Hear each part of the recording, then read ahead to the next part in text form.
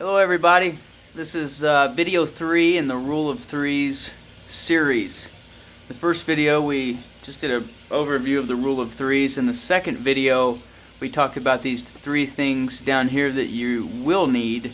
Now we're going to talk about the 3 things up here that you might need.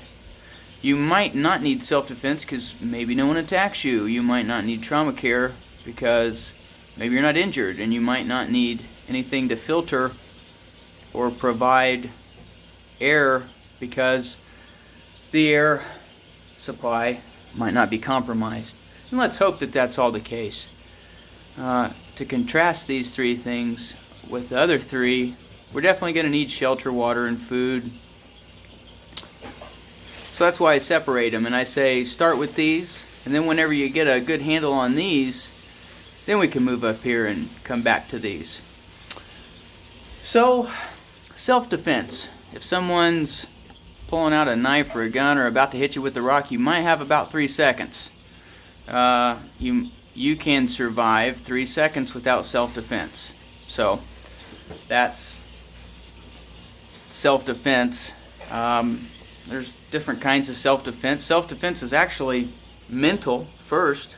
Don't go stupid places, stupid times with stupid people and do stupid things, and you probably won't need self-defense.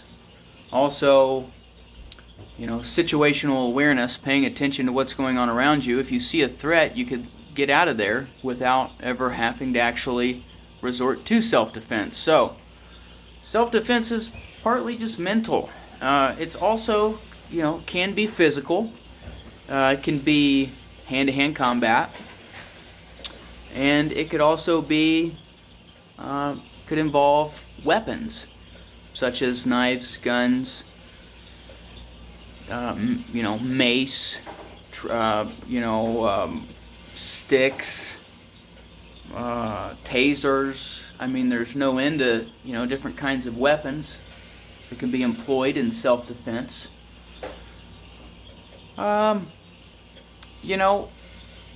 We could go on and on and on about self-defense. I think that it is important. I think that people should train in self-defense. I think that we should all try to develop these mental skills that I'm talking about. A great resource for self-defense is Active Self-Protection YouTube channel. I recommend everyone go there and subscribe and watch his videos. He's got a lot of videos about this already, guys, and it's really good content, I think. But I think that we should all, learn the mental. I think that we should try to keep our physical bodies strong. We should develop skills with our physical bodies in the form of hand-to-hand combat. If you were going to do hand-to-hand combat, I recommend Brazilian Jiu-Jitsu. That's great for grappling. Mixed martial arts is grappling, striking, and blocking. And then Filipino martial arts, force and weapons training, knives and sticks, firearms, guys. Safety first. The 4 rules of handgun safety, learn them. Also, training. Guys, get training, get firearms. Safety, training, firearms, magazines, ammunition, other kinds of weapons, knives, things like this, rifles, handguns. Self-defense, guys. Don't rely on the rule of law and the police to protect you, because they can't always be there. And it's not their job to protect you. It's your job to protect you. It's your responsibility. When seconds count, the police are only minutes away. You can get a pizza a lot of times faster than you can get police. So take your defense of yourself and your family into your own hands and theirs. Train your families. Our wives and children, they need to be trained too. So, trauma care.